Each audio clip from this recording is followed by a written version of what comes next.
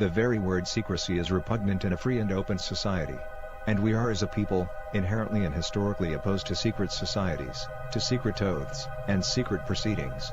For we are opposed around the world by a monolithic and ruthless conspiracy that relies on covert means for expanding its sphere of influence, on infiltration instead of invasion, on subversion instead of elections, on intimidation instead of free choice, on guerrillas by night instead of armies by day. Its preparations are concealed, not published. Its mistakes are buried, not headlined. Its dissenters are silenced, not praised. No expenditure is questioned, no rumor is printed, no secret is revealed.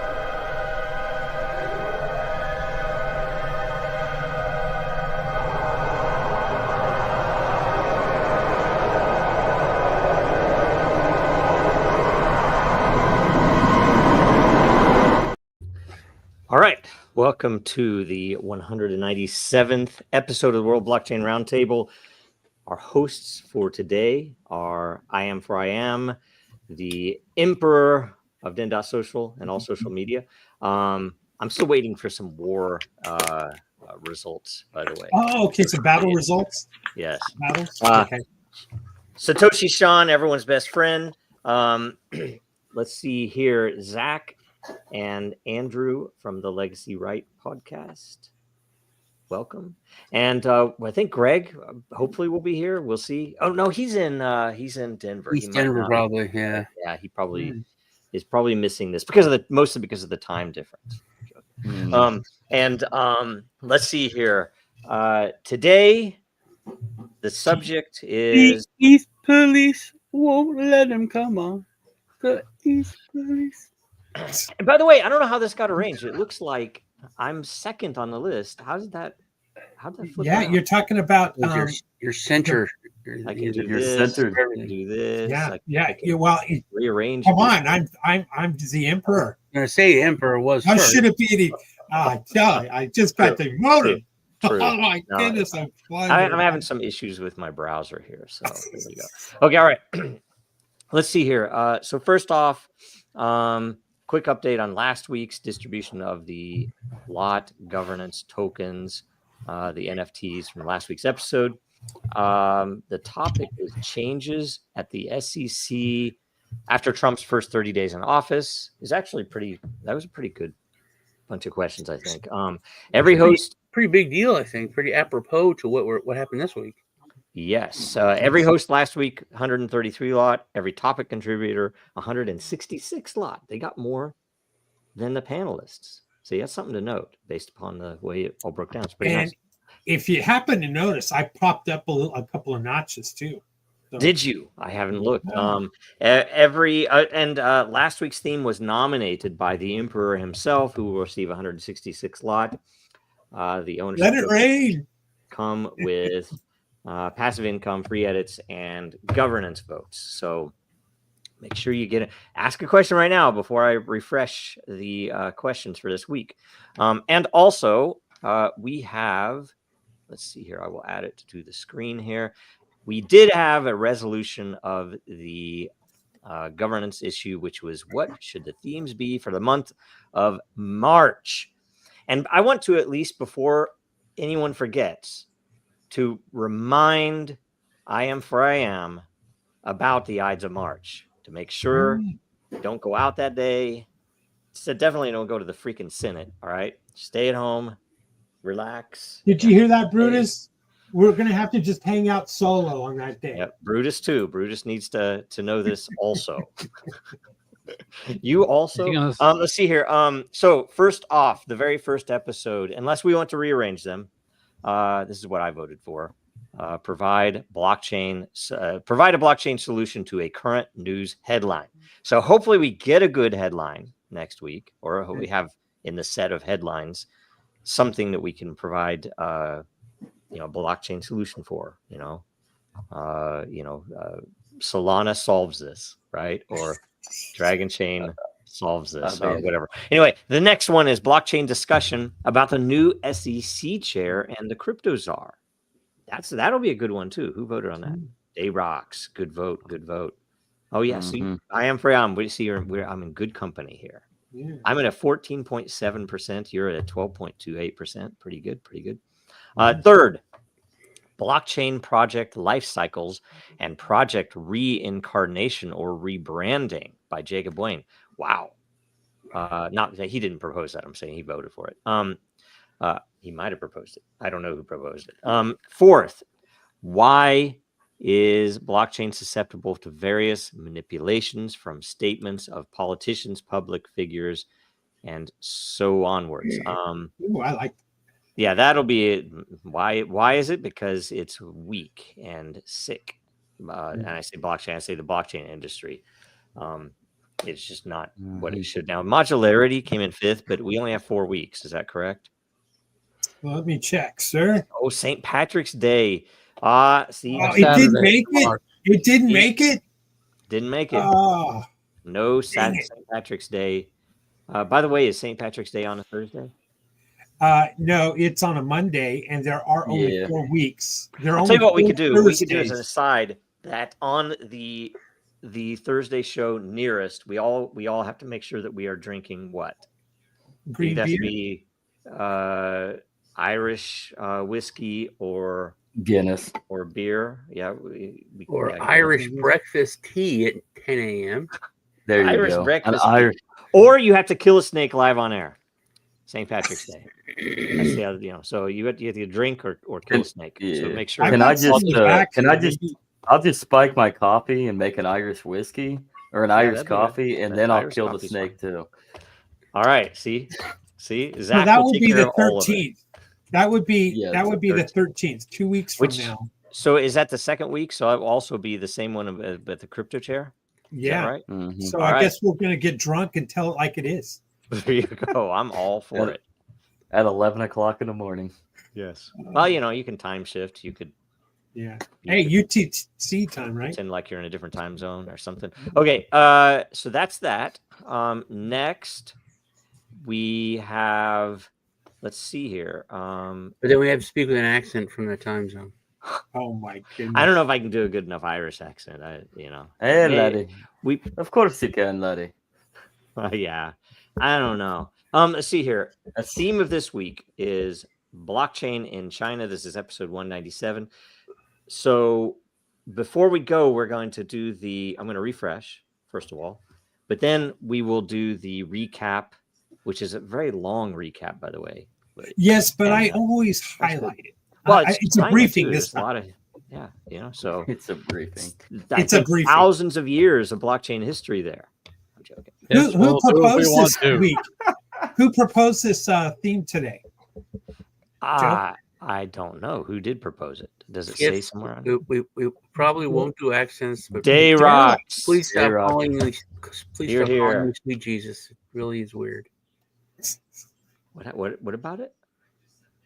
I don't know. I did a Sorry. joke from Airplane I interrupted from you. what this comment there. Oh, I see. I'm sorry. Don't call me Shirley. Surely you jest. Okay. So we'll go down to. Is this it? Yes. Yes, this that is it. your Blockchain in China briefing. So is this big enough? Let me make that bigger. I'll probably read Uh, from. I got a copy of it over here on my second screen. Okay. I'll I'll probably just try to scroll it as if it's as if you were Obama and you're watching the teleprompter. All right. Oh my gosh. Until the Well, phrases. now I'm going to be, Kamala Harris, and I'm not going to be able to go off of a teleprompter. Just don't say Michael. Don't say Michael. I just don't say Michael. Okay. Well, okay. Well, Big so Mike. when Derek's proposed this, I said, well, a couple of nights ago, man, I don't know what the status is of China and blockchain and what's going on over there. So I had to do a little bit of research in, Grok and ChatGPT and all the good stuff. So I dug into it, and I'm going to hit the highlights so we're all educated about blockchain in China. So here's your Right on. briefing, gentlemen, and ladies and gentlemen of the jury, and ladies and Why I'm gentlemen here. of the viewers. Well, first of all, obviously, blockchain in China is very complex, and it's quite honestly, it's almost an unmoving landscape.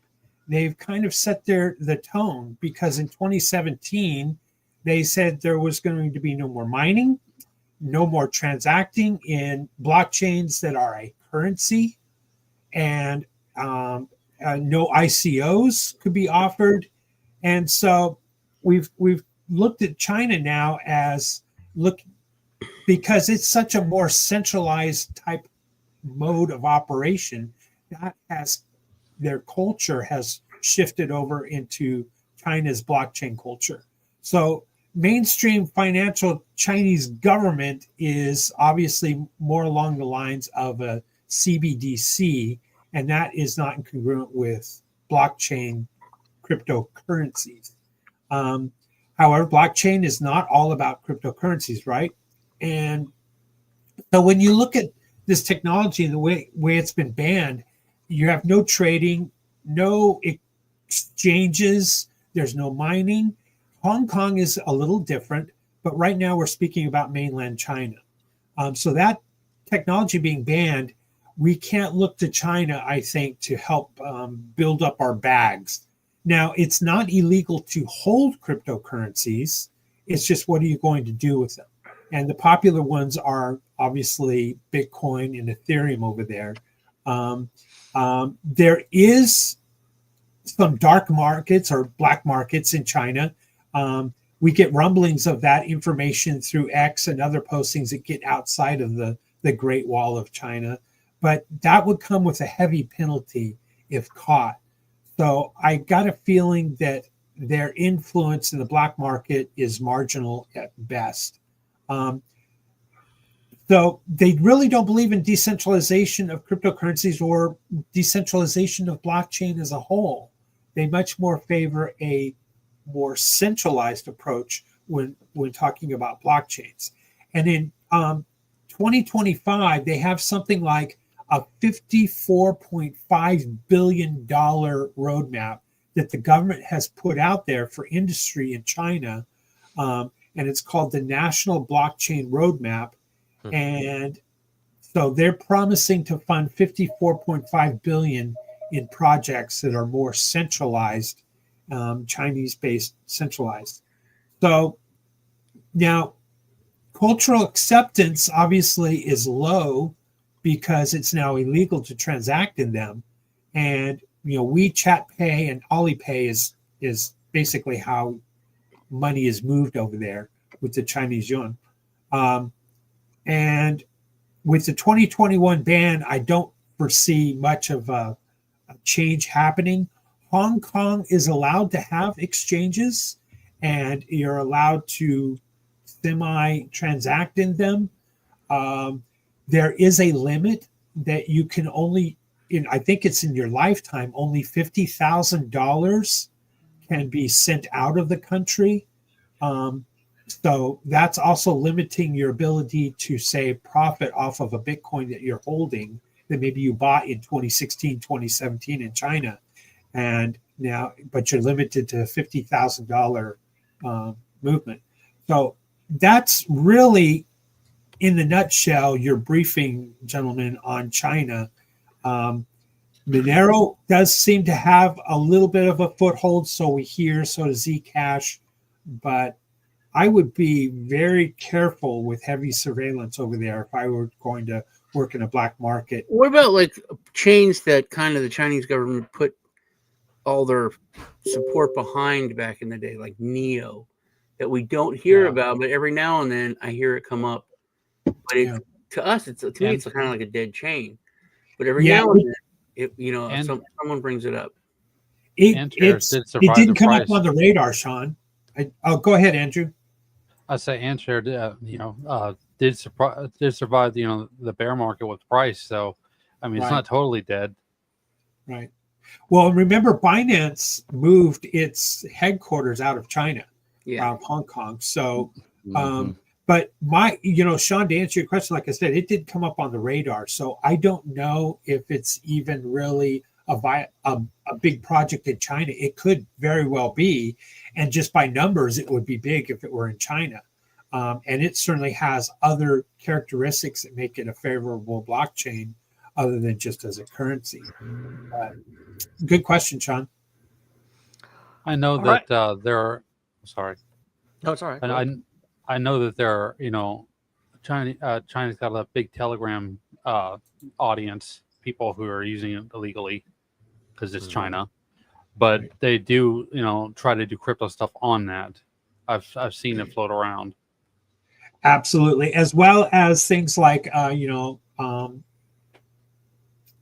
play to earn was is popular over there from what I understand. But you then are see how do you cash out and move that into Alipay and these centralized systems that their Chinese FinCEN, if you will, is really looking over their shoulders and watching these transactions. Well, I think if you're looking at 50,000, that's a real great number, even if it's lifetime.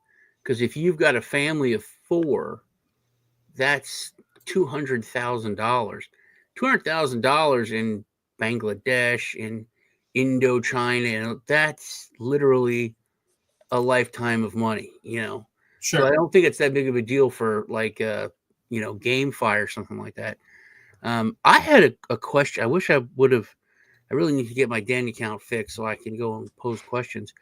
But do you think, because we're talking about China, do you think blockchain in general is passe, had its time in the sun, it's forgotten or pushed to the side in lieu of the AI arms race, the big AI arms race? Is that what all the focus is on now, and blockchain is kind of put to the back burner? I got that impression. Now, $54 billion for the country to invest in blockchain technology for 2025 is not a small amount. Yeah, that surprised me when you brought that number up. I think they see the value that a blockchain can offer.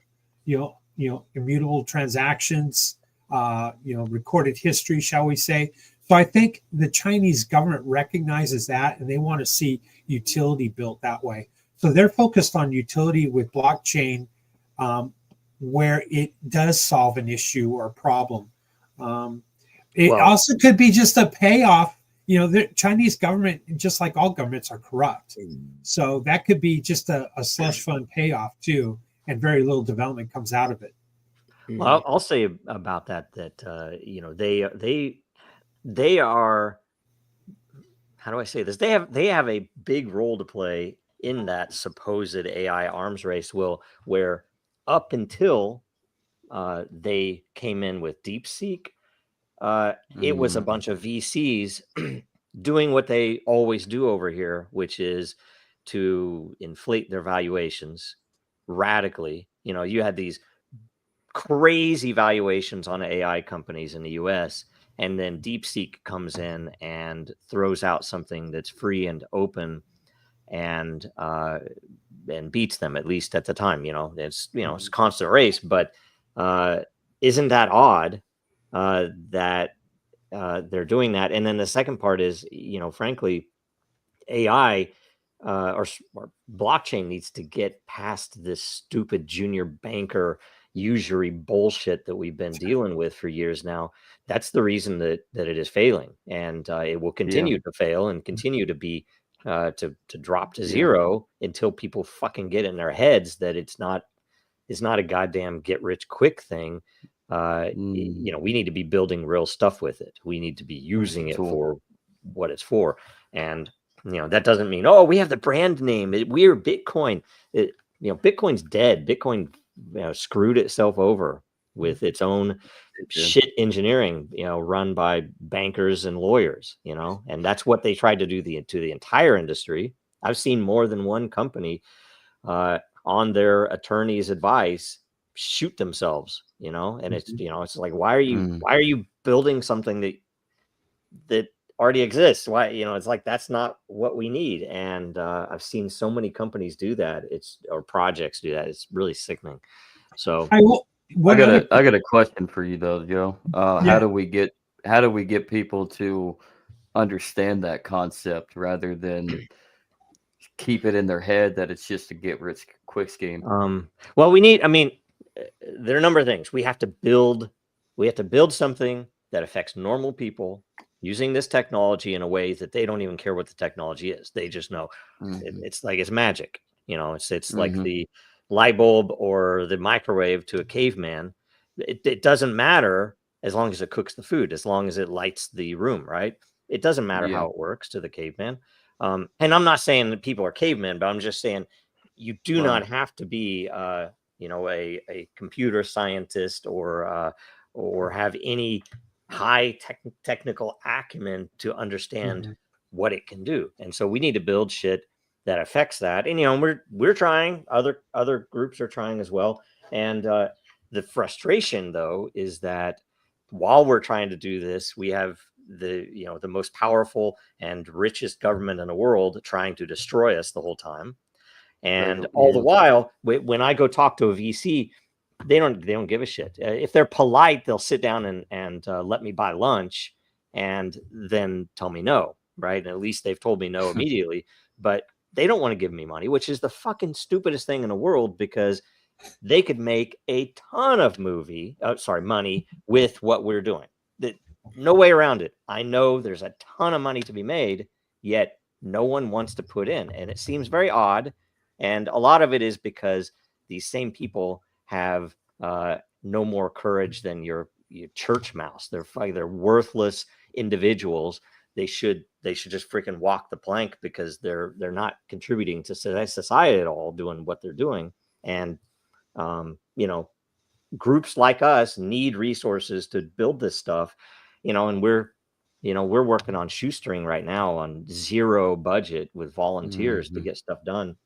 And that wouldn't be had the SEC not come after us, right? I mean, it's pretty despicable, but that's why. And so it's worked quite a bit. I don't think it'll work forever. I know it won't work forever. I know this tech will drive people to come to it. It's just we just need to make it clear. I don't know.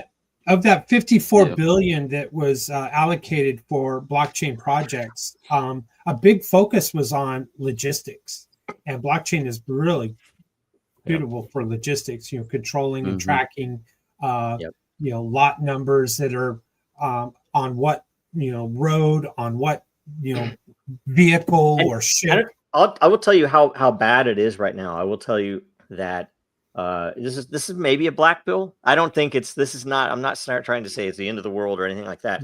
But you literally have the world's richest man, Elon Musk, who is not dumb, right? I don't know that he's a genius rocket scientist or I don't think he actually is a top gamer as he claims, but he is not dumb. He knows how to invest. He knows how to invest and where to invest. Yeah, and he knows how to, and it's good. I love what he's doing, SpaceX. I like what he's done with X in comparison, but he's calling for paper ballots, and I'm like, we have the technology, and yet we might as well be cavemen. I think that's the point. That's the point, dude. We are. It's how we might as well. Yeah. We are cavemen. We're not. Yeah. And it's so just uppity to say it, but we're not, and most people are. I think that's the whole problem with, like you said, we need to make it just work great, and the people don't understand. People don't understand it. CoffeeZilla is the perfect example. Someone who, when the average person looks at him, he hates crypto, hates blockchain, hates it, but he doesn't. He just understands it and can see how it's being used for ill and exposes it. And you know what I mean? It's the scam. It's the. What would be nice is if he would, and maybe it's impossible because there are so few, but imagine if he would expose the bad projects and expose the good projects, right? That would be welcome. No, it wouldn't. It would destroy him, because he has basically said, this is bad, this is bad, this is bad, but this one's good. Oh, you're a shill. You've lost all credibility. You know what I mean? Yeah. That's the world we live in. We live in the world of paper ballots. That's one thing. Lisa is like super for paper ballots, and it makes sense. And how they dye the finger in India, because everyone is so simple that they understand that it's secure. Anything with technology is scary, and I don't get it. So I think that is part of like Elon's intelligence. I could use the word brilliance but I don't want to seem like I'm stroking his ego or something. But it's something people understand, and it is better than the alternative. Is it different at all than the alternative? I mean, yeah, you have machines now that are corrupt, but you're saying that the very people who are using those corrupt machines in Detroit or Washington D.C. are going to count the paper ballots right, and they're not going to add any other paper ballots in there, and they're not going to do other. It's so simple, and it's all the tricks. I think you've got to go back to the ages old. It's that thing we talk about when you go like a conspiracy theory, and you say, well, it's not really a theory. Here's this proof, and people just get the glazed look, and they're like, oh yeah. You know what I mean? It's if like an election should be thrown away if there's 1 million votes, but there's only 800,000 registered voters. That's just it's no good. Yeah. But it's happened so many times, and people are just like, like, no, it's no good. There's that math doesn't add up. If there's like a basic thing that doesn't add up. And that's something that the paper ballots do. There's so many fingers that were scanned, and then so many ballots that were posted, and they don't add up. Throw it away. Yeah, but they won't. Well, I mean, historically, right? Oh, I'm sorry, not historically. Elon Musk was saying that, like you say, paper ballots, right? But then he's also saying we need to put every transaction that the federal government makes on a blockchain. They already scan paper ballots. Why can't? Yeah, he's saying every spend. Every spend, every action should be on chain. But he said every spend. Although every action should be on blockchain. They already scan the paper ballots, right, to put it in the computer. Why can't they just scan it and put it on the blockchain that way? They could, but they're not calling for that. That's what I'm saying. They're calling for. Well, let's go back to the 1950s and pretend like Americans have honor in these places in these polling places, which they don't. I think. I think. And if you don't do that, if you don't hang people at this point, the honor won't return. It's like, okay, we need to find the people who did whatever they did at USAID, whatever they did at the IRS, whatever they did at the Fed, whatever they did at every one of these, Fauci and all that. And if they don't hang or imprison these people, then honor never will return. And we might as well just that's the basic thing that I agree with you on now. I don't think it's not just that there's no accountability. It's that everybody knows, even if there is, it's not going to be real accountability. Right. Joe, it makes me worried because I'm an emperor now, and you're talking about hangings. Well, the worst thing is you're forced to retire, but you don't get a retirement check. But then 3 or 4 years later, when people don't care, you can get it reinstated. You know what I mean? It's everyone knows. Yeah. Pain creates you just hit a point right there, because the reason we're in this situation and why there's an argument like we should all go back to paper ballots or screw technology. We have a play on with the generations. So, and sorry, my emperor, but it is the boomers. So, I mean, the boomers are getting older. They're a little iffy on technology, although most of them have grown as technology has evolved. So I don't understand it. But because of the voting base, people want their benefits. People want to feel wholesome. They want to feel like they're safe and cushy feeling. And you can feel a paper ballot. You can see a paper ballot.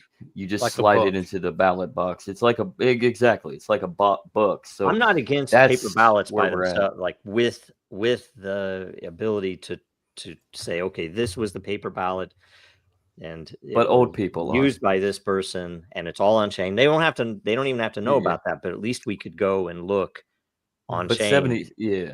But 75-year-old grandma is though, and that's where the base is. So, but they also don't understand. You could make the same argument for the machines that they use to count them. Where here's a stack and it's going to run through. They don't understand how that works. Oh, how does this barcode? Oh, it's too much. I can't. It has to be fake. It's technology. It's not. Why do I have to use a number two pencil? To your point from earlier. Anyway. Yeah, I remember. To your point from earlier, from the question that you answered from earlier, Joe, it's talking about, you said something about magic. So they see the machine that counts it, you slide it in and it just counts it, turns green, click. That's magic to them. Like, oh, well, it's all safe. Yeah, it's that's counted. fine. It's good to go. That's fine. Yeah. As long as it is possible for anybody to look at it, I'm happy with it. But after the fact, and to retain the anonymity of individual votes, except for that person, so that I can check my own vote and know it was counted right, and I can check everybody else's votes, not knowing whose they are, knowing that they are all eligible registered voters in that district, following whatever rules for eligibility there are. That's needed. And if my point is, the technology is available, it is possible to do it right. And guess what? Guess who doesn't want to do it right?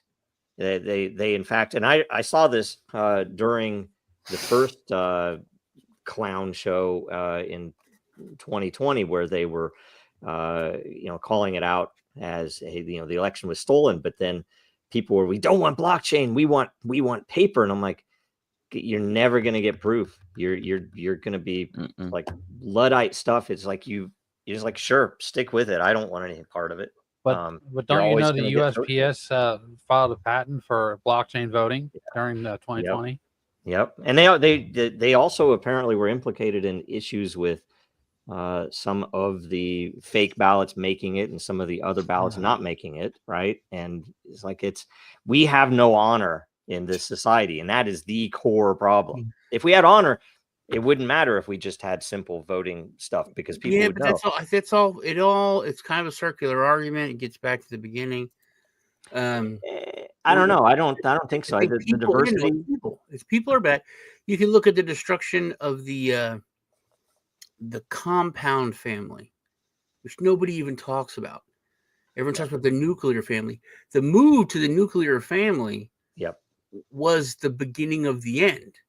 Because it used to be like my family would buy 10 acres. And then we'd have 5-6 houses.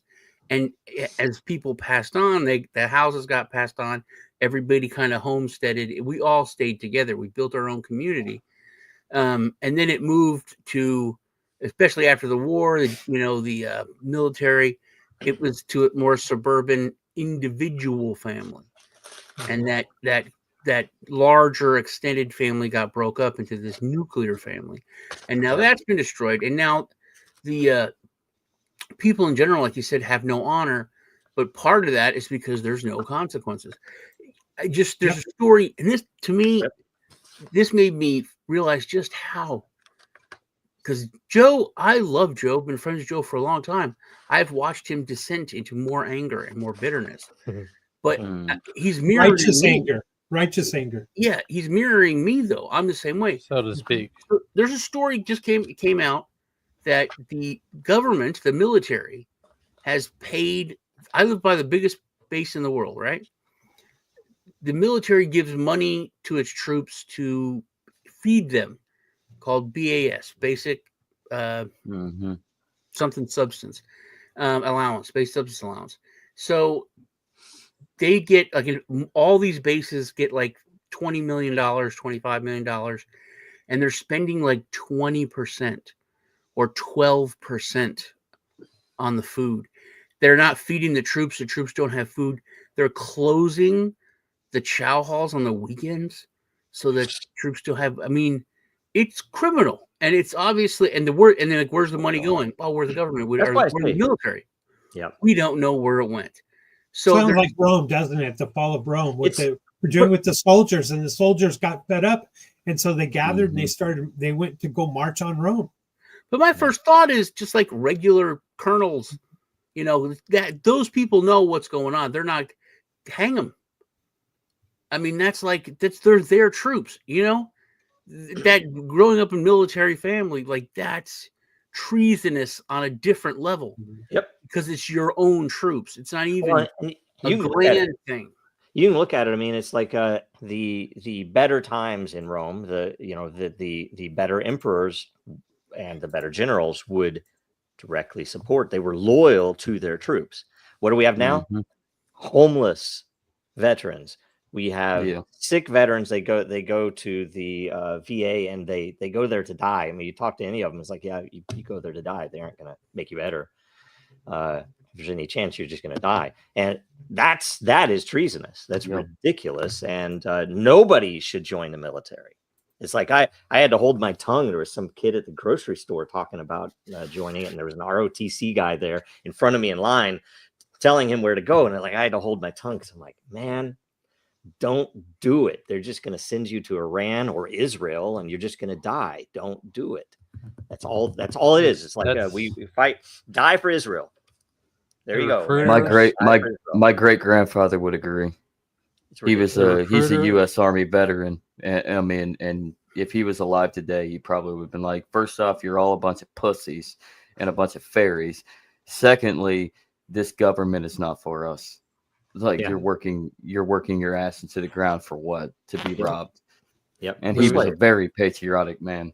They've made it's a mental disease that I do think is clearing. I think there are enough people waking up to it that it's not going to last much longer. But I don't know. Hopefully we get out of it peacefully. Anyway, we should get to the questions. Huh? The questions. So the first question from what's the term that we would apply to someone who the great Derox? But what would you call the person who nominated this? And Supreme Council. Okay, Supreme Council. Derox, question. Recently, China allowed citizens to invest in blockchain. Are you already seeing activity from the Chinese? Has the number of wallets in China increased? If so, what are the Chinese buying? So we do have the, is it a 60 second, right? So yes. We want to start with you, William. You want to go first? Okay. Well, obviously, since there's no mining, no trading, no use of as a currency, I kind of think that it's dwindling. It's kind of has shrunk since all of that banning. At one point, I remember in 2016, 2017, the rage was, wow, look at all China's dominating Bitcoin mining and proof of work mining. And we were a little concerned about that around the world, but they had the cheap power. So that's why it went there. But today's world, I think it has shrunk a lot, and they're focused on centralized blockchain maybe like on the Belt and Road? What's it called, that initiative? Yeah. Hong Kong is going to be interesting because of its special region and laws. Well, I think that's going to dictate if China's going to completely shut us off. So don't look to China to help pump your bags. Yep. Right on. Okay, Sean. I think that it's moving back towards what kind of made China great again. It's they're massive. How do I put that? Not workforce, but where your main export or your main strength is people, labor, but it's not. It's the numbers. They're putting it into like meme coin sniper bots, pump groups that are really going where the money is. And it was GameFi, like I Am said, last year before. But I think now it's just kind of like more of a limbo. And I didn't really think about the broader aspects of it till you talked about your research, but it seems like kind of a limbo, and they're really just like big on Telegram, big on WeChat in sniper groups, and hitting. That's why Solana and meme coins are so crazy. But you have the volume of human beings that are controlling it. Very good, very good. Let's see here. Sorry, Andrew. Screen's very small. I'm just going to pivot because this kind of already been talked about earlier. I was talking about the stuff about Telegram. Just real quick, I think there's going to be an interesting, integration with China with blockchain because they have such a steep morality problem over there right now. They got slave markets. And, what are you doing, Zach? Nothing. You said immoral behavior. Yeah. Okay. Yeah. Sorry. They've got serious problems over there. The slave labor and everything, and this is going to force them to clean their act up if anything does come of this. Cool. Zach. Sorry. I actually just typed in in the Venice chat and asked, "What are the Chinese buying with crypto in China?" And effectively, what Venice gave back to me and answered was, according to a Medium article in November 25th, 2024, Chinese investors that are engaged with Bitcoin despite restrictive policies and that there's strong there's still strong Chinese participation and interest in it. And then another one from Bloomberg from September 28, 2021 reports that Chinese cryptocurrency holders remain undeterred by the government's crackdown in the industry by continuing to buy and hold it. So they're basically hodling it. And a lot of them are going over to, they're like using OTC and P2P marketplaces, and even going all the way to like Hong Kong and liquidating their crypto assets. So that's pretty much what most investors in China are kind of forced to do, either hold it or liquidate it, because what else can you do in China with their centralization? Cool. I've had a few people pop in asking for Chinese Telegram channel. A few people, asking me about stuff, related to Dragon Chain. So there's been a little bit of an uptick there. I don't know about number of wallets or any of that. I do know from the old days we had a Canadian company, an exchange, sue us because we withheld their dragons at the beginning because they violated the terms, and they sued us for like $97 million or something. And we did beat them. They had to pay our legal fees for that lawsuit. And the settlement involved exactly what we told them. Look, if as long as you can prove that this is that you didn't violate terms, that is, if the person who purchased the dragons legitimately purchased them legally, then we'll release them. And it was funny because in the end, what they did, and I imagine they do some of this still, they found a Chinese national who lives in the States, and they claimed it was him that did it, and they signed the message, and then he received them. I have no idea where they went or if they paid him, but you have to wonder. So they do some of that stuff too, where they can use a Chinese national or a friend. It wouldn't have to be a Chinese person as well, who is located somewhere where it could be liquidated. So I know they can do some of that as well. But anyway, interesting stuff. Can I add one comment? Yep. Now that we've all gone through, Zach has a great point about Bitcoin over there in China. I just think that, they still get word of what the Bitcoin price is doing, and people get excited and it becomes a buzz, and people are going to invest. And then they're like, okay, now what? How can I take some of this out? What can I do with it? And, going over to Hong Kong where it's allowed to be exchanged, it still becomes a banned cryptocurrency. However, think of it this way.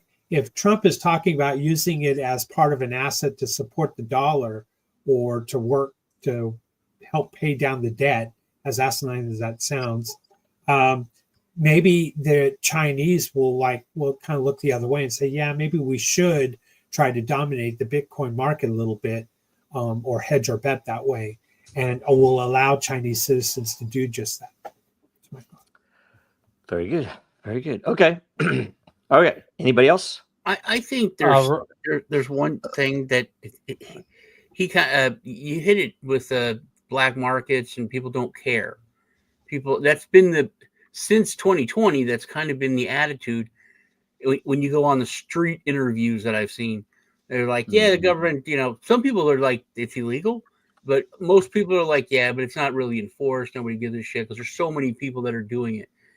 And I think that's how it is when some place makes everything so illegal that nothing's really illegal, like it loses the teeth of the law. Everyone talks about the Black Lives Matter, when America was burning and all the riots and blah blah versus the January 6th people or this or that, and how come it's so it's different because there's like so many people. You can't arrest that many people. You can't detain this many people. And one thing is like one group of people that you can put the whole FBI on. Now we found out, get everybody rounded up. It's small. So I think that's just kind of what it is.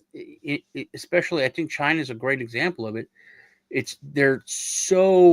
tightened their fist so hard that everything's fallen through. Only the big stuff. They can keep the big stories from getting out and trying to control that stuff. But shit like that, people, they kind of don't care. They know they don't have the resources to basically round everyone up. I know that China's internal legacy banking system is getting more and more under more and more stress, and it's capitulating slowly, but it's escalating. So that's something to consider too. So the people are smart about what's going on over there. They're just trying to buy their time. Yep. By their time, indeed. There's a lot of potential definitely for the Chinese markets, right? And crypto. I mean, it's like you imagine if they opened up the same time the U.S. opened up, and they just let things happen. Be some pretty good stuff. Okay, next question. All right. Kif's Crypto asks, "What's the dress code for appearing on the stream?" I think he was asking that because he said he was naked in the chat earlier, which maybe he's dressed by now. Wouldn't be the first time. I think we should allow 60 seconds for this question, and all of us should participate. Very good. Okay, so you start. I can tell you a story. All right, wait your turn. Here, okay. I will yield. I'll say I don't think there is a dress code other than we don't want to offend audiences. How's that? I'll yield the rest of my time to Sean. Okay, Sean. We do want to offend sometimes, but we had this meeting. We're on this project, and it was some kind of, it wasn't Zoom. It was this weird thing we hadn't ever used before, and it literally didn't put our pictures up, but it put our geographical location, like a Google map of where we were. I was like, "What the hell is this, man? This is terrible. This is doxing someone." And then, but the people we're talking to, this guy would say things like, "Oh, I can see you smiling. I know you're," and it was weird. And after the meeting, me and Kiss were talking, and we're like, "That was weird. I hate this thing." It's like, yes, doxing. And how was he saying that he saw her smiling when we were, talking? So we look it up, and the hosts of the meeting can see everybody, but the regular people can't see anyone. It just puts their geographical location up. And I was like, "Are you wearing a different shirt?" He goes, "Yeah, I changed on camera because I thought it was off." I was like, "Are you serious?" He's like, "Yeah, we're talking. I thought they couldn't see anything, but so I just was changing." So I thought that was pretty funny. Also, on a big Apollo meeting, I saw a dude's penis because there was like 30 people on the meeting, and no one said anything, and everyone just talking. I was like, "Am I the only one that saw the dude's penis?" And then everyone was like, "Yeah." Man, it was pretty funny. It was hilarious. Okay, so I made this just now. Oh, wow, super. So we can. Nice. Okay, all right. It is Andrew's turn. The only dress code that's appropriate is on holidays that we dress up for whatever the holiday is. I yield the rest of my time. Nice. Just 4 seconds. Well, as long as it runs enough time. That is a piece of crap that I downloaded. Anyway, sorry about that. Zach, that's great. What is I can't wait for Arbor Day. The only dress code I would say, Kiffs, is you just show up wearing whatever you want. If you want to show up naked, I mean, Sean's already seen a man's penis on Zoom, so why not? Yep, he's on those CNN Zooms. All right, so my turn. There is no dress code. I usually wear a tie, but today I'm wearing the Yay 2024 campaign shirt. So with We just got the hopes to canceled. offend somebody. I don't know who. Anyway, I just saw a Y and an E. That's all I saw. great question. Okay, let's see here I did next. not see that coming. There's the China briefing. Okay, we got that. We already did it. Okay, next. Who are these? Look at those twins. Who are they? They're just twins. Oh, okay. All right. How That's does communists and socialists. I thought that was the Feminazi. Krasantines for a second. That's what I thought too. I was like, is that who is this? How does China's blockchain industry compare to Western models in terms of innovation and adoption? Ooh. William, you're going to start with this one. Well, I'm going to say that we're looking at the gray twin is representing China, which is more centralized, and innovative would be the Western world, which is more colorful and seems to be happy.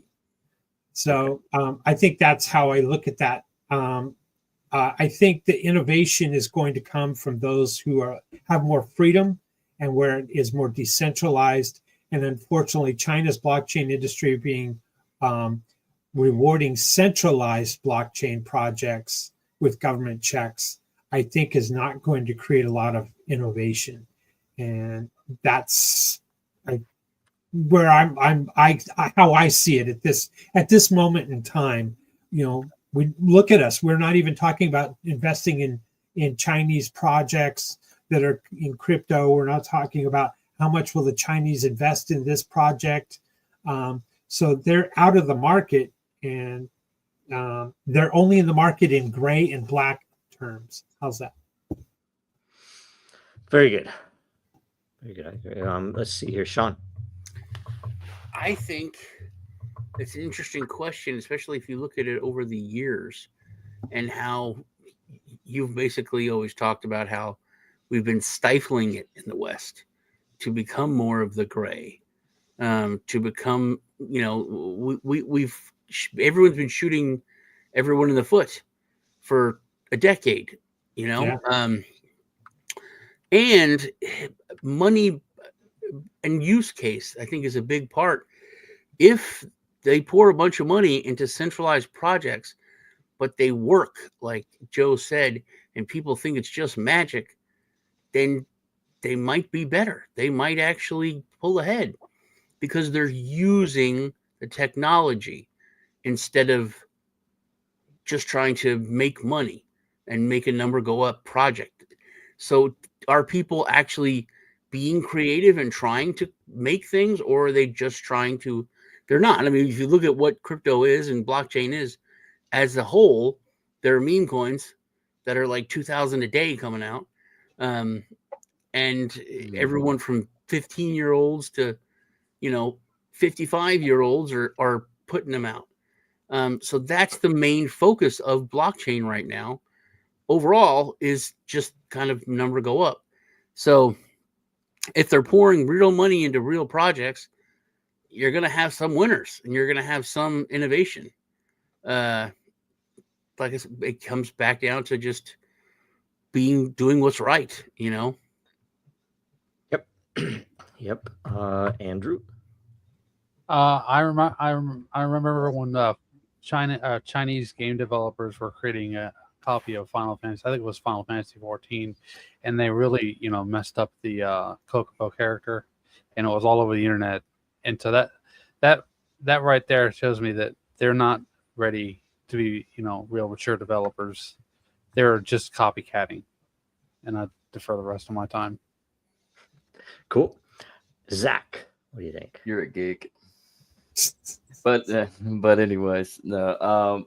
I look at it like this: China is in a dark moment, but at the same time, because of that dark moment, they have the ability to hold out, and they can, in the shadows, they can try to adapt and innovate and build something, because eventually the centralization is going to collapse. Centralization's inevitably going to collapse.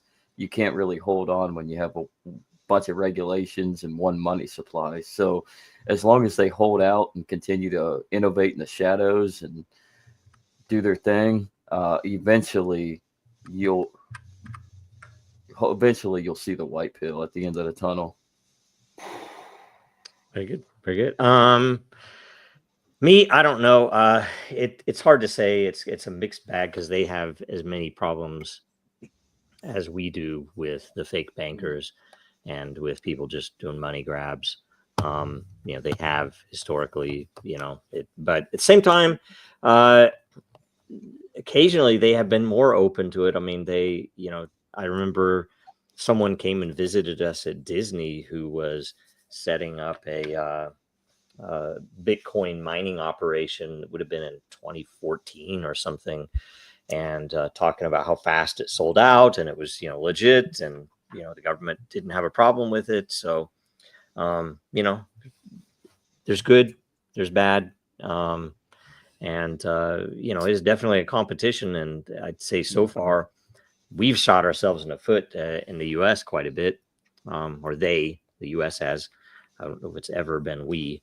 So who knows? I wish them the best. Anybody who can build something with blockchain, in the end, I don't care where they are in the world, it's going to be a good thing. But hopefully we'll be allowed. Right? To push back on Sean, I'm not picking on you, Sean, but if a government mandates a usage of a blockchain that is centralized, then that means the government is picking a winner and it's mandating its usage. Doesn't mean that blockchain is the best utility that's out there. So we can't forget that it's a communist system. It's a very highly centralized system. So there are advantages to some centralized systems, and the people are used to that.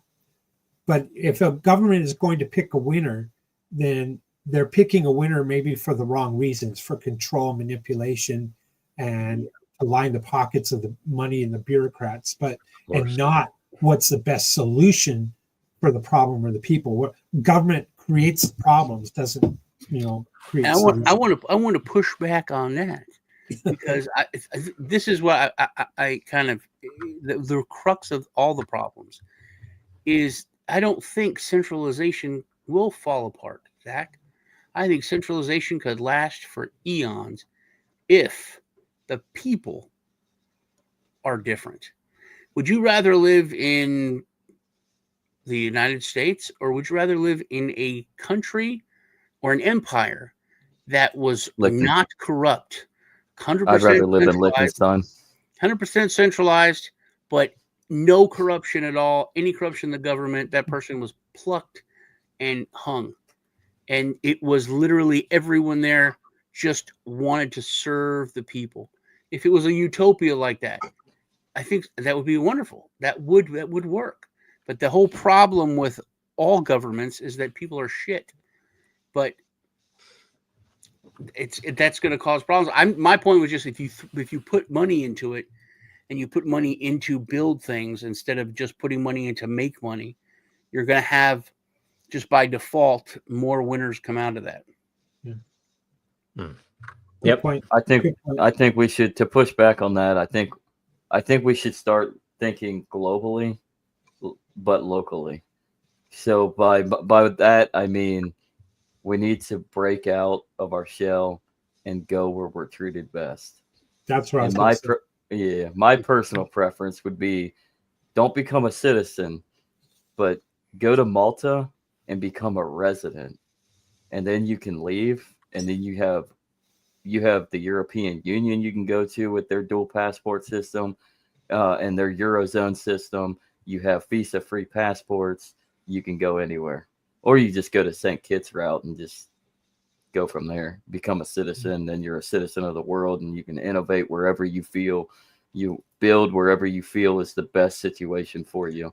Unless you go to Spain and they grab you up. Yeah, if you go to Spain, don't go to Spain. Don't go to Spain. Don't ever go to Spain. I'll never go to Spain. All right. Is that everything? Is that everybody?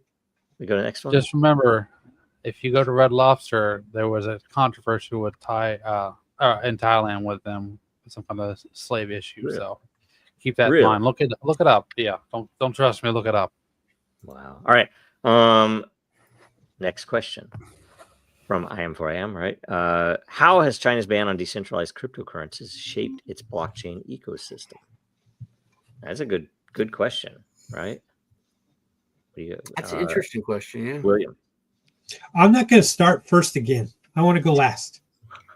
Okay, I'll start first. I actually don't know. I've not had enough experience recently over there to know what they're doing. I do know that the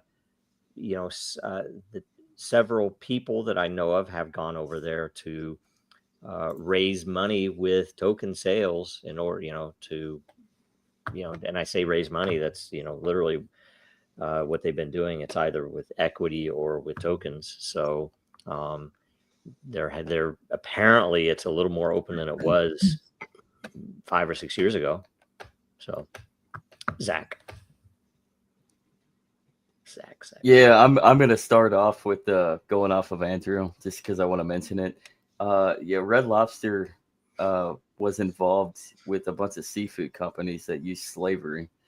Yeah, Seafood Source reported something about it on May 20th, 2024.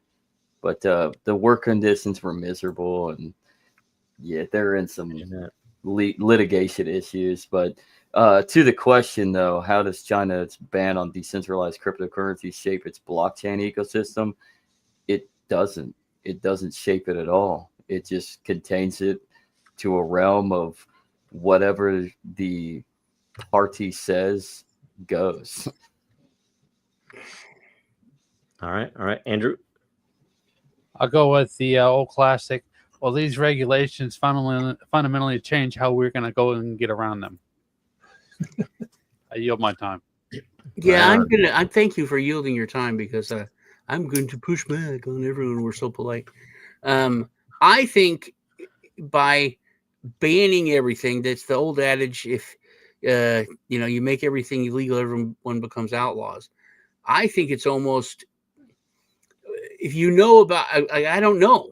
Also, what like Joe said, because I haven't been following the development, but China in general, people are fed up, and especially the youth. I forget what the name of it is. One of y'all can look it up, where they just don't give a shit and they don't care anymore, and the government can't do anything about it. It's like their culture is falling apart. They're like, why even give a why try? But I think that if you make everything illegal, you're kind of putting everybody puts on the anonymous mask, and everyone's wanting to be the rebel, and I think it's almost creating what it means to stop, which is a good thing. William, it is finally to push back on Sean. I think that saving face is big over there, and staying in unison, kind of united. This is how we do. This is what we do as a group. It's how they're taught in school. So I think they are already programmed at a very young age to think centralization, and centralization is a good thing. So and to take it to the extreme, you just go across the river and there's North Korea. So I think what has happened is we saw a Bitcoin market and mining that happened over in China. And all of those folks really lost their job, and it went underground. But I don't know. They have vans that go around the city when you're deemed that you've broken a law that is a capital offense, and the van is actually an execution chamber in a van with 4 wheels. It's insane. And so the fear that some people have in transacting in a cryptocurrency, I think, is real over there. And it goes against what they were taught: centralization and just obey by the law and the rules. Social credit score. If I break the law now, I can't travel. If I break the law, my child can't go to the school I would like them to go. It's all about CBDCs. And so it's hurt the world as a whole, because we looked to China to be able to help grow this market. and hope that it would change and introduce a decentralized manner into their political system. And it didn't. They stomped that out quickly. Yeah, and to push back on you, that's what I'm talking about. That's their whole identity, like you said, it's done. The youth don't care. They're like, the van's coming for me anyway. Mm-hmm. I'm not going to participate. It's literally, they don't care. And I think that's what the translation is, like, why care or something like that. They don't want to get a job. They don't try. They don't have any pride because all that stuff has been forced. Like, it's kind of like you got to go North Korean where it's 100%, or because they're trying to straddle it where it's not quite total totalitarianism. But if you have that little bit of freedom, you have the freedom to just give up. And that's what the whole youth is doing, and they can't stop it. It's this giant movement of apathy where they're just laying around. They're like, you're going to die. Yeah, I'm going to die anyway. If the van comes for me now or 2 weeks from now or next month, who cares? So I'm going to play this game on my phone. I'm going to try to get laid. I don't care. It's this weird phenomenon, and they don't know what to do with it because their whole culture is falling apart from the inside out. Yep. Give me death. They have a demographic problem, that's for sure. All right, William, what are the biggest opportunities for blockchain growth in China right now? Who do you want to go first on this? I'll go first. KISS asked to get that $50 billion that China want to create centralized blockchain technology that has utility, maybe in logistics with their built-in initiative. There's the opportunity for folks within China. I don't know if there's much of an opportunity for us outsiders and breaking through the firewall. Let's hope that the black markets grow and Monero and other forms of transaction that is well hidden can grow in China as an undercurrent and become a bigger parallel. And maybe just hopefully, to Sean's point, will give some an idea of opportunity and a rebirth in thinking, hey, maybe I do have an opportunity to grow something here. And I'll get off my phone and not just sit on my butt anymore. But you know what, Sean, we don't know what percentage of the youth feel that way. We just don't know. It could be propaganda on our part talking about how bad China is. Right. Could be. Sean. I think the biggest opportunities is kind of like what I am mentioned there is building stuff around the system and getting through the firewall and creating opportunities for everyone else. Because kissing the ass to get a check, it's kind of like you might have I live on a what do retired people say? A fixed income. Fixed income. You can get a check, but that's it. You're getting that check, But if you can build something around the system, sky's the limit. That is the real opportunity. So I think the biggest opportunities are creating things outside of the inner circle. Very good. Andrew. I refer to an example from the Mises Institute, and when speaking about China, there was an exchange that went down in mainland China a couple years ago, and it was a result of their financial stress that they were experiencing, and they were going through all the different banks and stuff like that. If you want to build anything, you can't work within the system, like William said. You have to outsource your projects, and you have to work outside of the system and force the dependence on the outside asset internally. Very good. Zach? That's a tough question, but an easy question. It's the focus on the youth for one, because and we really don't know, because it could all be propaganda on our government side, but the promotion of agorist ideals.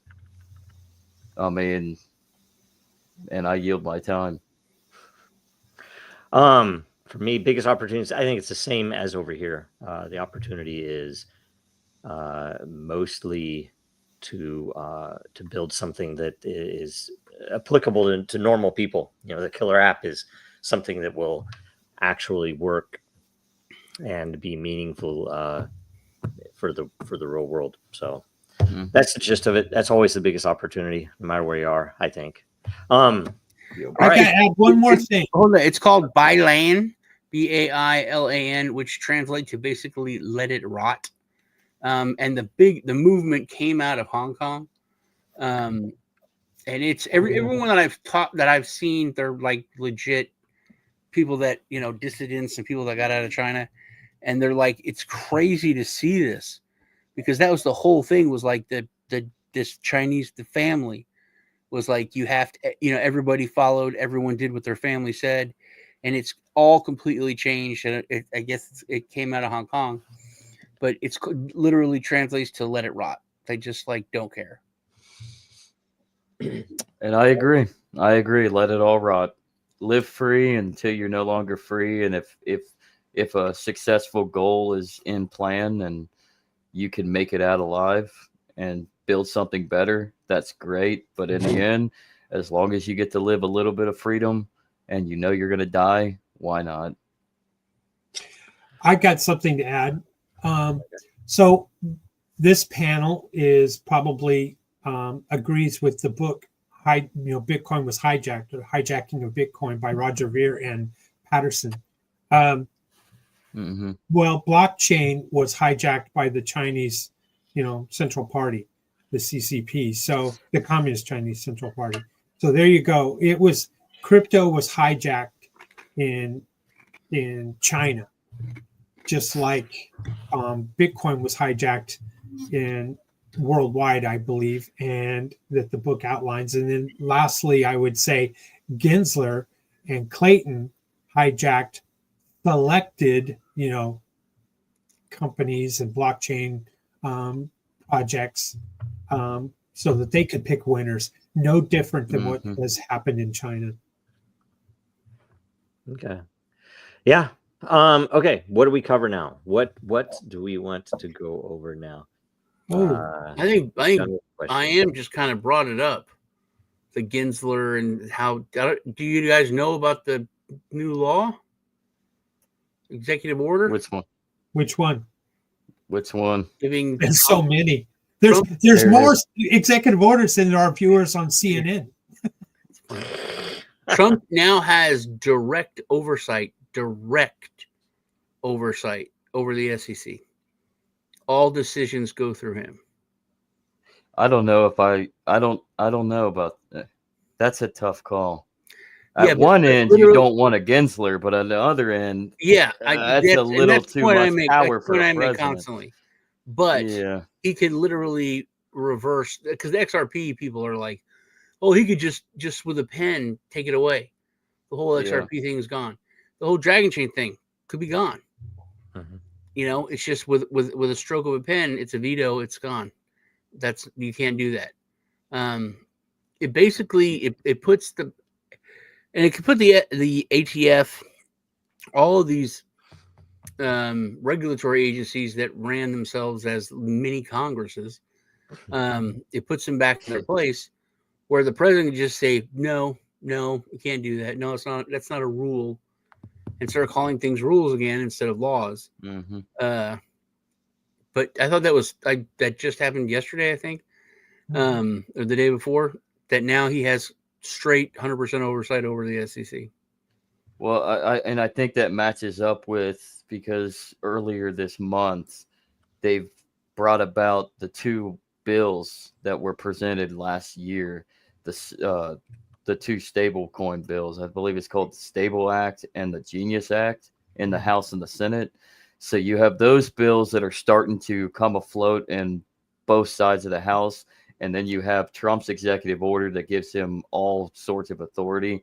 And I think the dangerous waters that we're in is the fact that the presidency is really leaning into complete, total executive authority, and I'm kind of freaked out on what this is going to do, unless the courts end up overruling it, which it doesn't look like that will happen with a conservative court. But it sets a precedent for 4 years down the line for whoever the next president is. If anybody's Zach, I'm not an apologist for Trump by no means, but you know what? These agencies are underneath the executive branch. They are. The SEC branch is not under the legislative branch or the judicial branch. So yeah, ultimately it goes back to, it's sad that he had to put it in writing as an executive order. The buck stops here, basically, but it does. And so, at any moment, if you have a company, you have multiple departments, and you're the CEO or the founding, or owner, majority owner, or whatever, you have executive powers, and you live and die by those decisions every day. And so, I think it's also kind of sending a shockwave to all the bureaucrats and saying, no, you don't have that authority. Yeah, I agree, but at the same time, it makes me wonder, why not just end them?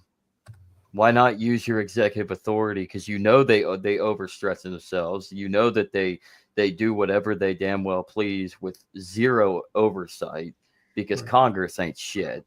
So why not just end them? And that's my worry, is with this authority. Yes, he might be doing it in the right. He could end up doing it in the right direction and run these departments as a business and actually put them on a straight and narrow foot, send shockwaves to bureaucrats, send bureaucrats packing.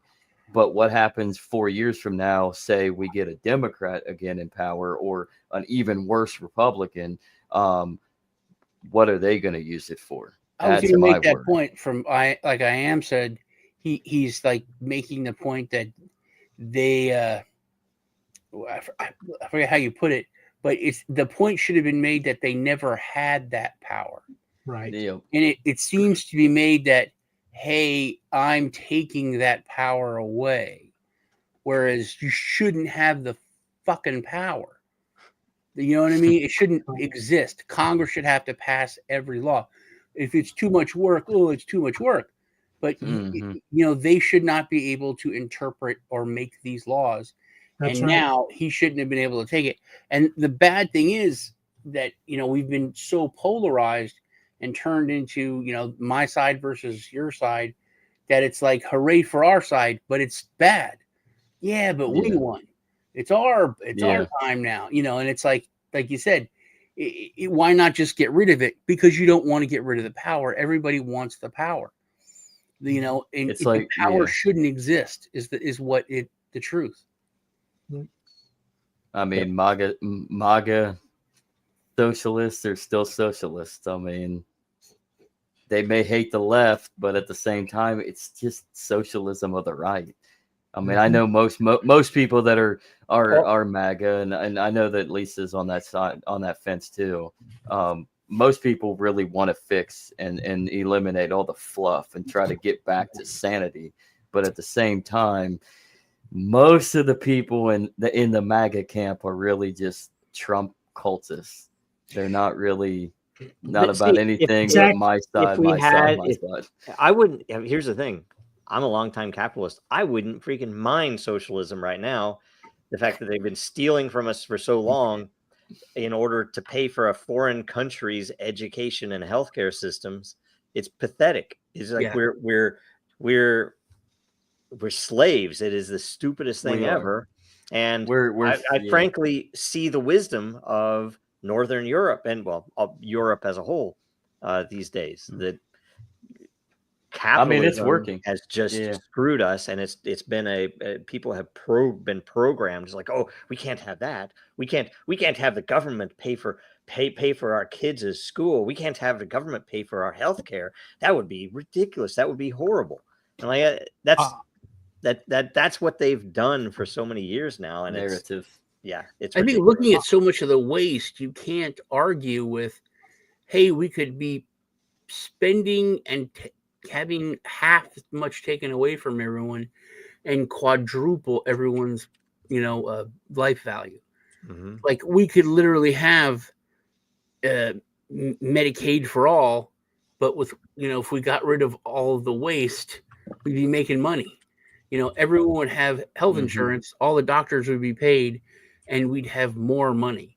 It's Mhm. gotten so Theoretically, bad. yeah. It's gotten so bad that we're Yeah. starting to see now all of the corruption, and they're using the word fraud, use the word corruption, but there's people have to start paying. There has to start being people hanging from the lamppost, going to prison, Yep. and real people, like Well, old dudes who don't hardly know what's going on, that were like Fauci, whoever. Yeah, they got to go to prison. They got to wear a jumpsuit at the minimum. Well, yeah. Yeah, I mean, George S. Patton actually predicted this. Yes. I mean, he really did. I mean, to a T, he said we probably should have, if we had to side with anybody, we should have just sided with the fascists, because we're going to see in 50 years corruption and depravity and immorality. And we started seeing it in 25 years. And now it's just gotten horrendously worse. And to that point, he's kind of right. If we should have just stayed out of it, let Europe do their thing, just destroy each other. But if we have to side with anybody, you side with the fascists, because a Cold War with the fascists ends in 5 years because they just eat themselves up and destroy themselves. The communists infiltrate and any order of society to any facet that they want to do. I mean, that's just Marxism 101, not Buchanan Marxism. Zach, you said everyone wants a fix. Boy, isn't that the truth? The left wants to suck on the government tit, and the right wants solutions via the government.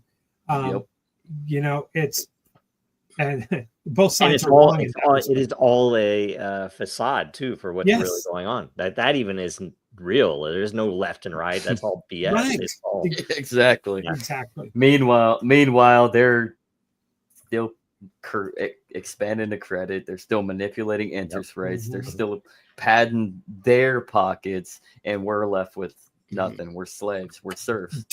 Doge is the new hero or the new villain. Yeah. I hope it's the hero. It's all a game. It's funny because I'm telling everybody, everyone's like, oh, look at this. This is terrible, and Trump's terrible, and look at, and I'm like, yep, it's all gonna burn down. Everyone's gonna die. Hope you're ready. It's gonna get worse. And it's like, look what he did here. He kicked the AP out of the White House, and blah. It's like, well, it's not a right. But it's gonna get worse, just so you know. And everything, whatever you don't like about what's going on, it's all gonna get worse, because it does, and then it collapses. It's either gonna collapse. Yeah.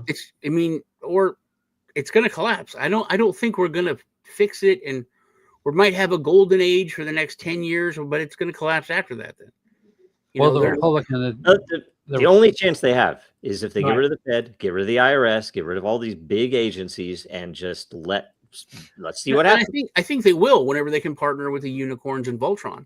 That's when they'll be able to do that. So, you know what I mean? I mean, it's like I think they can. If all it's I don't think so. I mean, it'd be nice. It would be nice. But go ahead, Andrew. Go ahead. Yeah, Andrew. What were you gonna say? I was gonna say the Republicans and the Democrats are just concentrating identities, right? They're forming a white army, red army kind of identity, like in USSR before, during the Russian Revolution, and eventually the pin's gonna pop, and they're gonna go straight at each other's throats, and it's not a good idea to try to stick around, because it's just not worth it. I'm blackpilled on the the health of the medium to long term health of the country as it is now. Personally, I don't know what do you guys think? It's fucked. This country's fucked. It's fucked. This country's a third world shithole. It's a failed state. It failed in 1794. It failed in 1794. And it culminated in 1860, where we went to a bloodlust, satanic cultist sacrifice of 700,000 men to usher in socialistic authoritarianism.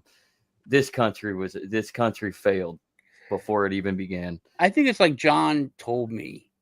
He said, Bitcoin either goes to $1 million or math doesn't work. No. Either this country is done or history is not real. You know, you can look at it. I tell people, it's like, look, man, everything is on track. It's been so many, you know, it's been over 200 years. It usually lasts like 250 to 275. I said, this starts to happen. Do you think the trans thing is new? Do you think that the gay movement is new? Do you think that, I mean, look at Greece, look at Rome, look at the 300, look at the Ottoman Empire. You know, the Cersei dude, when that dude's a little trans. I mean, everything in art, everything follows this pattern. You know, it's like, I don't want women in my men in the women bathroom. That's part of the fall of every empire. Look at Tsarist Russia. Look at Tsarist Russia too, as it was crumbling. Yeah. Lysander Spinner talked about it in Vices Aren't Crimes, Vindication of Moral Liberty. He says it right there in the work. He's talking about corset wearing. So yeah, I mean, like what you guys are saying, it's just been around forever. Zach, when you gave your history lesson about the country, I think a lot of people don't want to hear that, don't want to accept it, or don't believe that based on the information they've been taught in government schools. But I have to agree with you largely in that. But next item I'd like to bring up, maybe we could talk about is the gold in Fort Knox. Is there going to be a live broadcast with Trump and Elon walking through the vault?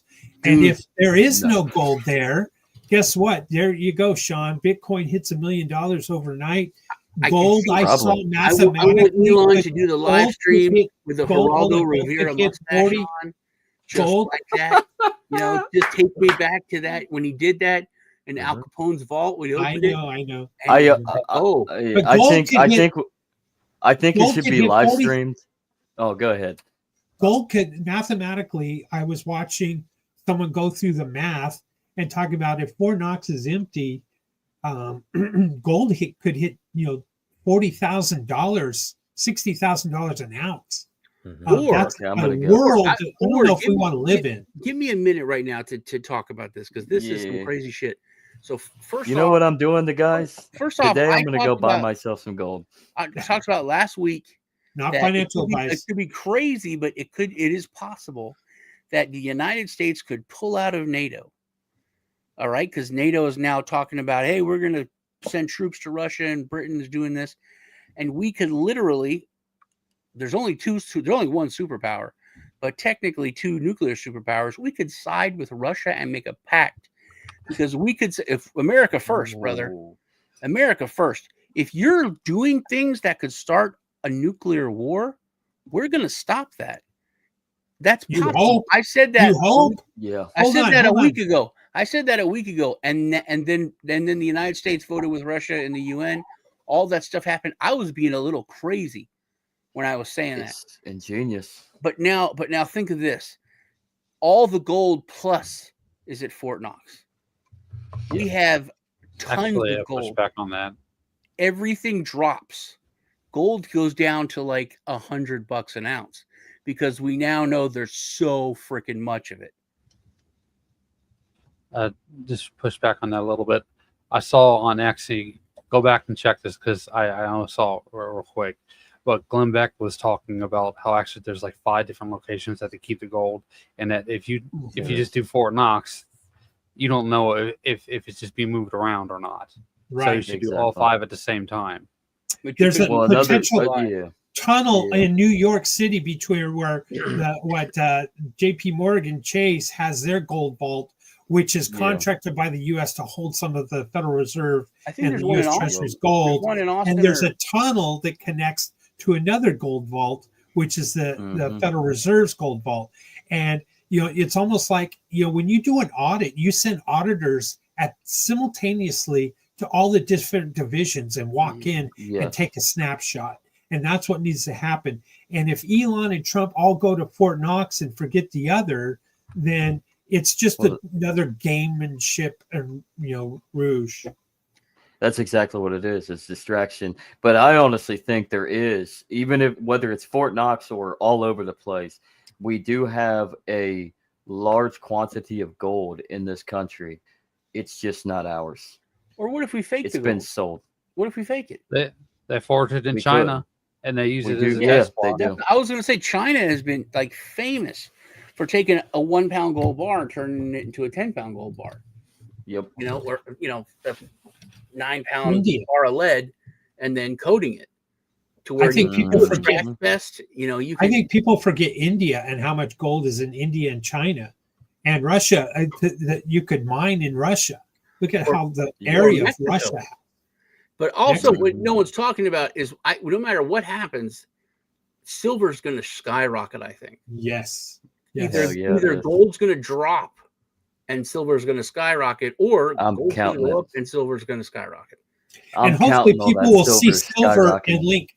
Hopefully people will see silver and link Litecoin and silver together. Just saying. Oh, yes. Yeah, I don't know about that. I mean, crypto people might, but Yeah. $130 a coin right now, I think, in Litecoin.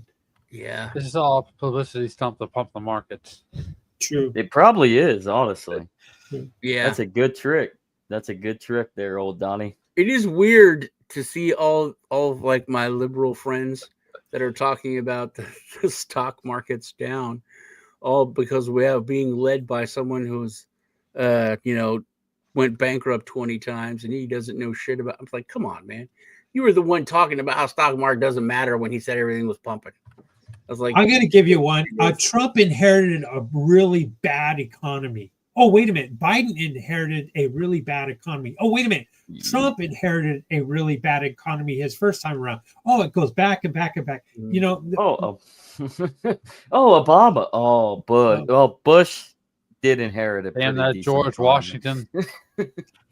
Yeah. I think it's hilarious, all the Al Gore and Bill Clinton stuff that's coming out, where they're literally doing Doge stuff. Right. Yeah. Again, it's part of the show, right? Yeah. It's part of the evil Doge and the wonderful Doge. Mm-hmm. Well, that's what the bread and circuses are. I know where we can find all the gold, though. I know where we can find all the gold. It's with Epstein, who had a body double and survived. It's on some other different island now with Epstein. So why are the Epstein files being? Where did Milei send his gold, and why did he send it overseas? He's not answered that, and that's nation states sending their gold overseas. Why do they do it? He had to buy that coin, his coin. It might have been, yeah. Yeah. So like, hey man, this coin's gonna be worth more than this. And where do you think it went? Who has an idea where it went? Do you think it's in Switzerland? Do you think it's somewhere else? Grand Cayman. You think? I think it's probably with the Mossad, wherever the Mossad goes. Wherever the Mossad hold on. Speaking of the wait, hold on. Where's Milei? What is he the head of? He's head of pump and dump rug pool. What's the name of that country? Argentina. I think it's called Nazi land. What else is Argentina famous for? The Nazis. And what did they take with them? The tango. Gold. They took gold. They took gold. I wonder where the gold went. Nazi gold. Yeah, it's either to the Epstein Vatican. Point, it's either at the Vatican or it's going back to Germany. Yeah, honestly, back to Germany. Honestly, I'm bullish on copper because we're gonna have more copper-based batteries and wires and building and electronics. There you go. To your point on Epstein, though, and the joke, it's all with Epstein's double. He does have assets and money that are in trusts in Grand Cayman bank accounts that cannot be opened because he's dead. Right. So there is a chance that you're correct on that. Supposedly it went to his brother, though. Yeah. His brother's a very rich man. Yeah. Zach, earlier you called me a baby boomer, and I wanted, for the record, I was born the last year of the baby boomers, And we do have a lot of power as baby boomers. However, I've never considered myself a baby boomer, only because I didn't fit in with that crowd. I've always adopted early, new technology and looked at that kind of thing. So I didn't really My mom fit. was the same way. I want to ask for your apology for lumping me in with that group. Will you apologize? Apologize to him after you just said, "Yeah, my mom was that way." Zach, are you apologizing? No, I apologize, my emperor. No, to your point though, the same way. Sorry, I just had to show that the baby boomers have a lot of control. See, so funny. A year before you in '63, so she's on that cusp of like boomer, Gen X, but she is far from the Gen boomer X atmosphere. So for the win. That's all it's. Yeah, like Gen X is where it be. I actually I honestly would say Gen X kind of starts at 63 in my opinion. It's weird how nobody argues that Gen X is like, yeah. Even though the boomers like killed the Nazis and did all that, it's like, yeah, Gen X, you don't really want to fuck with them. Wow, did we screw up? Yeah, I don't know. I mean, it's like just look at enough patent quotes, and you have to wonder about. And by the way, the generation that came before the boomers, it's the weirdest thing in the world. Because nobody's here anymore. Who should get the blame for the fucking Fed and maybe it isn't a generational thing. Maybe we don't want to go there and get canceled. But either way, who should we blame for the Fed and the IRS and what began the whole war machine, right? Yeah. Anyway. Yeah. That's it. My people made the Fed. I have what was it? Sean, what was that term? Bilan or Bilan? Let my people. Bilan, I think, yeah. Bilan. So which generation could we say are more Bilanish? BAILAN. I know. So which generation? The Zoomers, or I don't know. What's Gen Alpha? The X? What generation's going to be the in America could be considered Bilan? Anybody? Maybe the next one, because right now, I mean, there's like they get riled up about everything. You know what I mean? They're the easiest to get pissed off, the easiest to anger, the easiest to protest. So I think maybe the next one, like after you're beat, you just like maybe that's what Trump is. The whole MAGA movement. It's like, yeah, yell all you want. You look hilarious. To be fair, to be fair, I think millennials should be eliminated. I say that wholeheartedly as a millennial.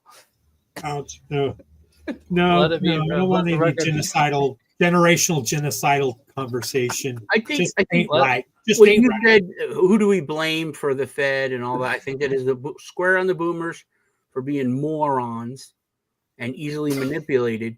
But then we inherited the Fed. I feel so guilty that I was like, okay, yeah, give my kid a participation trophy.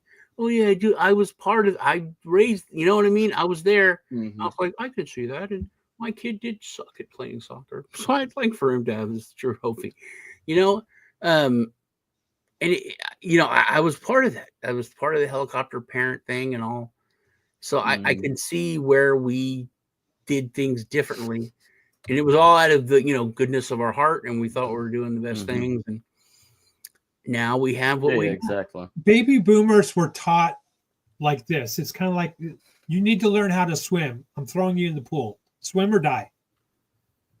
That's actually how my grandpa Herbie taught. Yeah. He literally picked me up, carried me out to the ocean, dropped me in the water, and then he swam away. Yes, I think that's probably more of a. I was sick. Spartan. Thank you. Maybe you were just a good swimmer. I was just terrified of the water as a 6-year-old. All I had to do was just go in the water.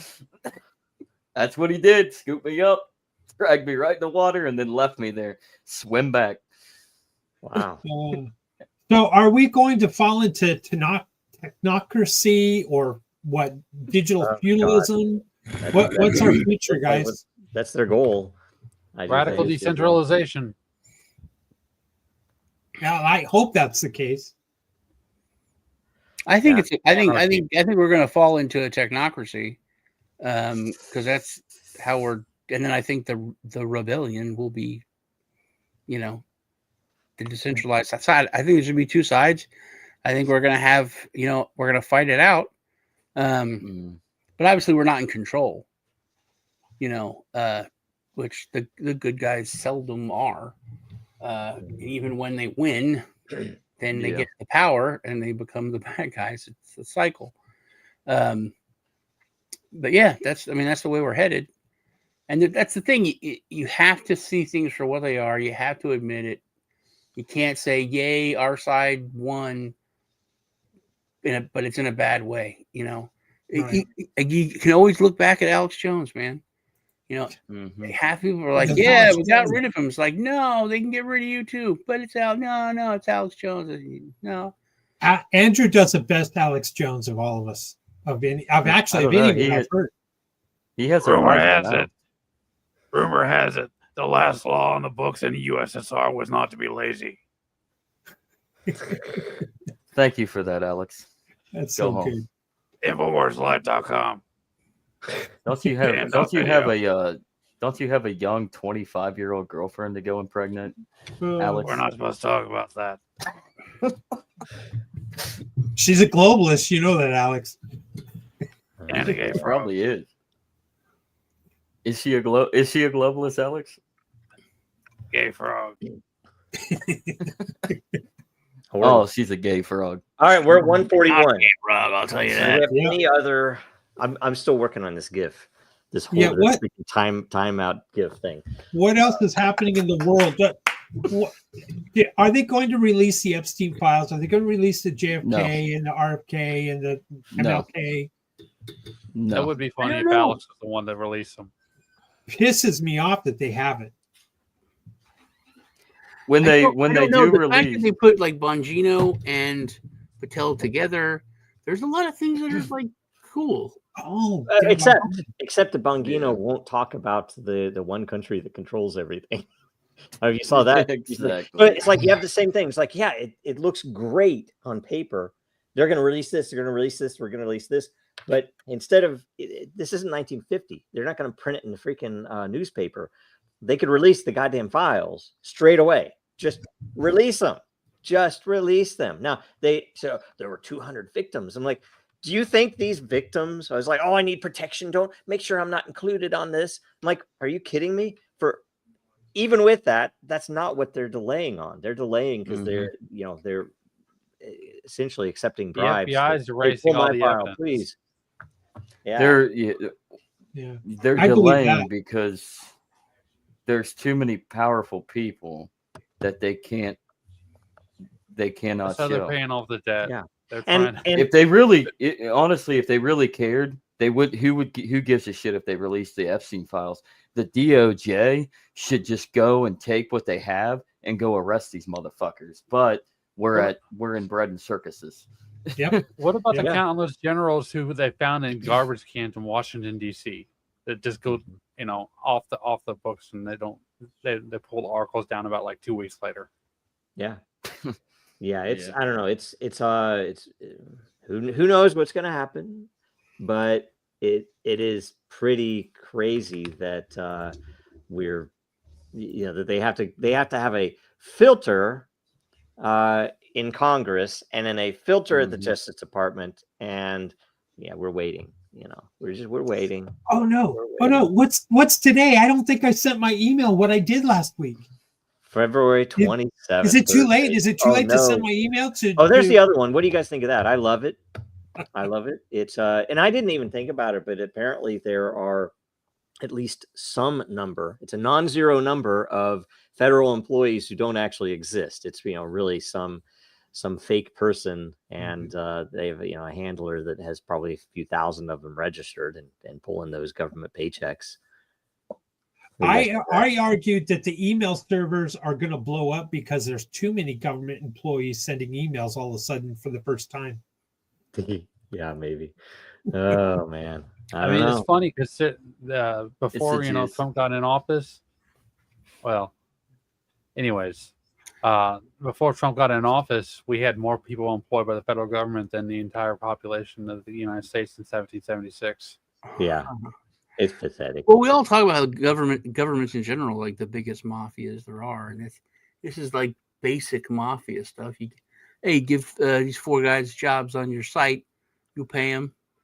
Either they don't show up or they just sit around. That's kind of what is being exposed now. I got to send an email. What? What's an email? So Hey, Frankie, what's an email? It's hilarious. it's being I love exposed. Biden didn't send his email, so he's not going to get his check, and he's not going to get his Secret Service protection Oh anymore. boy. I mean, he's not going to donate all the money he got from being president like Donald Trump did. Not to say that I'm a fanboy, but at least that's honest. I'm busy eating my ice cream. I can't put in an email right now. Yep. Horrible stuff. Horrible stuff. Anyway, what else is going on in the news, folks? I heard that Donald Trump donated his paycheck. That is honest, but he's not being honest where it got donated at. Where'd it go? Went to Israel. No, it didn't. It went to Israel. No, it didn't. I thought it was interesting because my kids made the point about the Super Gotcha. Bowl that I was like, he's the first president to ever go to a Super Bowl. It's weird, and they were like, it's kind of shitty because he's putting all those people at risk and costing the American taxpayers all this money, and they're like, okay, that's a point, but still, I mean, Trying to make America proud. They waste so much money, but then I find out that he paid out of his pocket. It was $11 million for him to go to Super Bowl. So I was like, $11 million is a lot of money, but he paid for it. So but that's not reported on. No one's talking about that. It was his money. Is that true? Do we know? If true, it's big. It probably was $100 million, and he paid 11% of it. Probably. Yeah. Oh gosh. They have ridiculous security at that every time anyway. I don't know if it's maybe, I guess it would be more, who knows. But yeah, I don't know. I think it is true because they started to report about it. It was like the narrative, like, oh, he's wasting all this money, and then it dropped. They didn't bring it up again. As soon as I heard about that he paid for it, MSNBC, CNN, all of them didn't bring it up again. Yeah. Hey, I just searched into Venice, and it said, according to the search result, did Trump pay for his own Super Bowl trip? It appears that Trump did not pay for his own Super Bowl trip. The costs associated with this trip, including security and flight costs, were largely funded by taxpayers. Estimates of the total cost of the trip vary, with some reports suggesting it could have been as high as 10 to 20 million. There is no indication in the search results that Trump personally covered the costs on its trip. And it gives me 5 citations. So one of which is Quora, and Snopes. But there is a Business Insider. So, see, it needs to be on blockchain. Then we would know the truth. It needs to right? be on exactly. It needs to be blockchain. It needs to be So what is everyone, the truth? Everyone knows the only legitimate source is 4chan. Exactly. 4chan is the only legitimate source. Whoa, Zach, you're quoting the internet. Everything is true on the internet. Everything is Just true ask on Abe the Lincoln. internet. Thank you, Abraham Lincoln, for the internet. Yep. Okay. What do we have? How much time we have? We have 11 Let's minutes. go ahead and start ending it. Let's that way we all have plenty of time to talk about what we did last week. William. All right. Well, I'd like everyone to take a look at Litecoin Lisa's channel. In her channel this past Monday, we did a show on the Umbrella Promise. So if you want to know what that is and how blockchain can change your voting district and maybe change the United States as a whole, I encourage you to go take a look at that. Please go to din.social, and I encourage all of you to, for next week's show, we're going to also talk about the SEC and the new crypto czar. So go to din.social, post your questions in the World Blockchain Layer. Layer is a category. We call them layers on din.social. Also, in a couple hours, 2 p.m., there is a meeting. It's called the Din DAO meeting. Din.social is run by a decentralized autonomous organization, unlike China. So we're having a meeting at 2 o'clock. Cameras are optional, or go to din.social, the Din DAO, and post your question there for the meeting. We have already a pretty good agenda.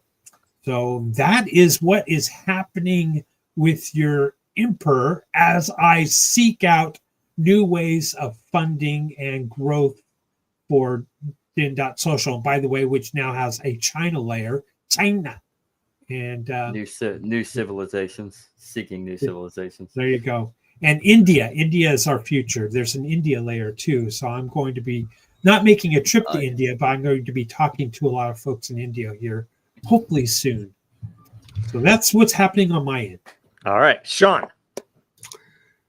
Check out my channel. I just did a interview with Janice McAfee. Oh, nice. Oh, yeah. Nice. New project. It's a weird name. AI antivirus or antivirus. They call it. But so I got that. Check me out, my usual stuff here, all that. Excellent. Andrew.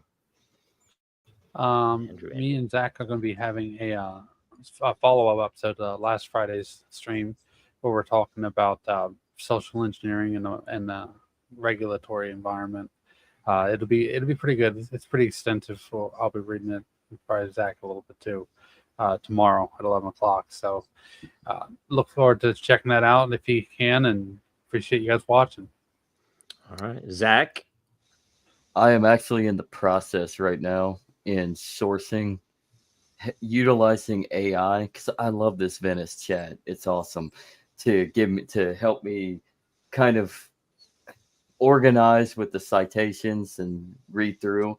That way I'm a little bit more prepared for tomorrow's episode at 11 a.m. Eastern.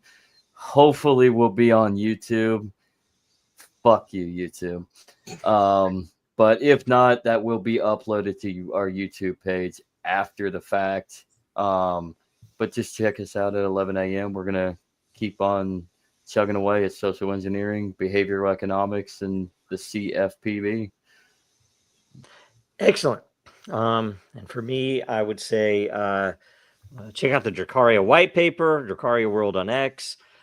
Check out the Lucius AI tool, and please write your Congress people, your senators, the crypto czar, the crypto task force, President Trump, and anybody else that might have some amount of influence to try to get attention for the Dragon Chain case. We know that they're going to drop it at some point. And if they refuse to drop it, then we will just be forced to win. Will cost us a little more, especially in time, but we know we'll win. The other interesting thing, if anybody can give me any insight, if it pops up, we have officially requested twice now a meeting with the crypto task force, and they've stated publicly that you just have to apply for a meeting, give an agenda, and be patient. And we've seen that they've already had a series of meetings with groups that have been publicly announced, and we've not heard anything back. We've specifically applied, and we don't even want to talk to them about our case. We want to talk to them about the future of utility tokens and non-financial uses of this technology. And they've not even given us an acknowledgement that, okay, we see that you've applied, and give us some time, we'll get you scheduled. Nothing. And I'm kind of worried that they're just going to say, oh, you've not given any campaign contributions, or you're not important enough, dear cattle, or some other similar issue. Now, and maybe I'm wrong. Maybe I'm just not patient enough. But I thought I would, we posted it on Dragon Chain X because we're a little concerned that, we're going to make it through all this stuff and realize that they've just purposely ignored us because we don't have the big bucks or whatever. Who knows? We're not a part of the cartel one way or another. I admit to that. Unfortunately, we're not part of the cartel, or fortunately, whatever you think. But it makes things harder, a lot harder. So anyway, that's it. We didn't talk about the fact that the EU banned Tether. Did Nice. Next week. Next week. We're running out of time. Yep. Next week we'll talk about that. Oh, Tether. Why in the world do we have stable coins in the first place? I want somebody to tell me what's the actual use. The only use I've ever seen is I will next week. on the downside if it's not shorting. That's the only thing I could see. But other than that, I'll give you a hint. It starts with a J. All right, who's next? Okay, we're running out of time. 56. They already talked, right? Everybody got it. So make sure you share the episode. The more views it gets, the more all of the participants will get. So you guys that asked questions will get more rewards. The theme next week: provide a blockchain solution to a current news headline. So is it going to be Tether? It's going to be good. I'm joking. Sam Bankman-Fried. I'm joking. Whatever. Okay. So that's it. Let's exit out of here. What should I play? I'll just do this random. All right. Ready? IDS. Guys, I'll see you guys soon.